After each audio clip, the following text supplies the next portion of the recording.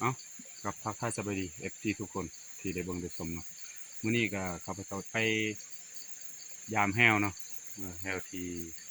เฮ็ดมาแต่ดนแล้วแต่ว่าเฮาก็ปะ 2-3 มื้อ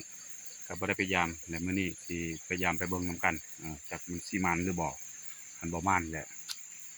FC คอมเมนต์ได้แล้วก็สิปะละว่าซั่นซะเมื่อยแหละมาแต่ละมื้อก็บ่ได้อัดคลิปไว้แล้วก็บ่ได้เบิ่งนํกันเนาะมื้อนี้เฮาได้พาไปเบิ่งไปชมเนาะมันสิได้หยังแหน่มานอยู่บ่พี่น้อง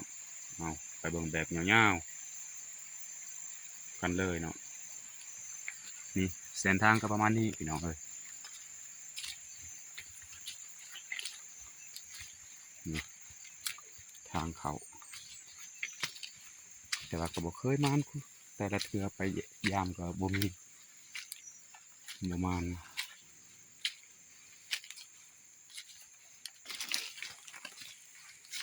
นี่ทางนี้ทางแหวเก่าตะกี้แต่ว่าเฮาก็ทิ่มเนาะเฮาก็เฮ็ดใหม่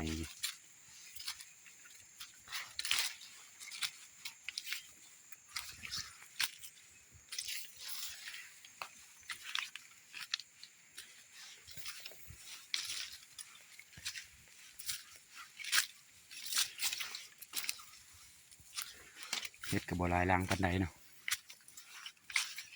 ประมาณ20ปลาย30นี่แหละ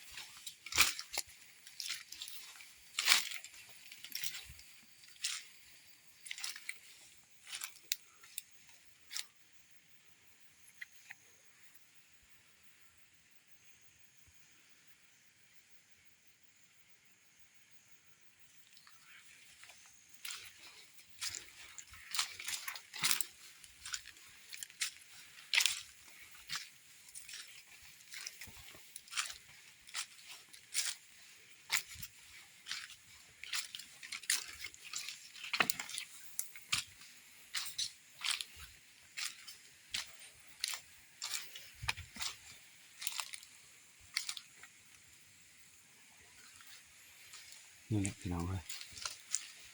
เฮ็ดแล้ว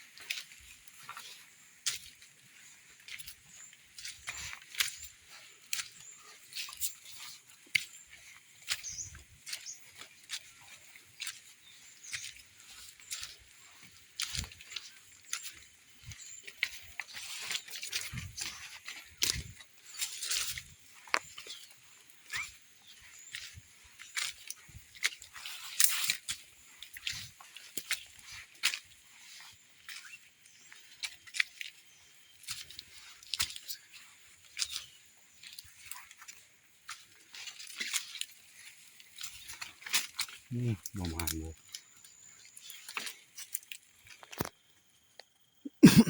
ตายแล้ว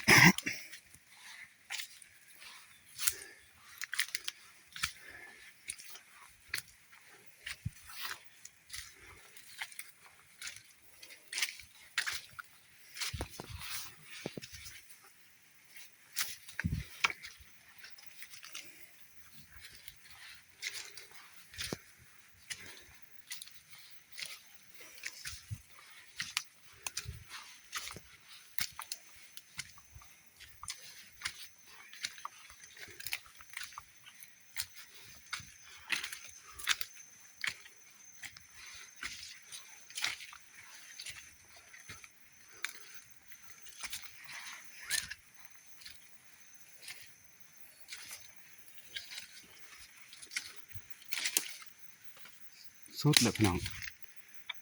โอ้เมื่อยประมาณ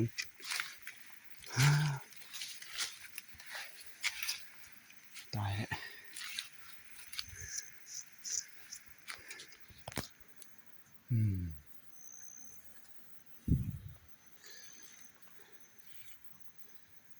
ประมาณเลย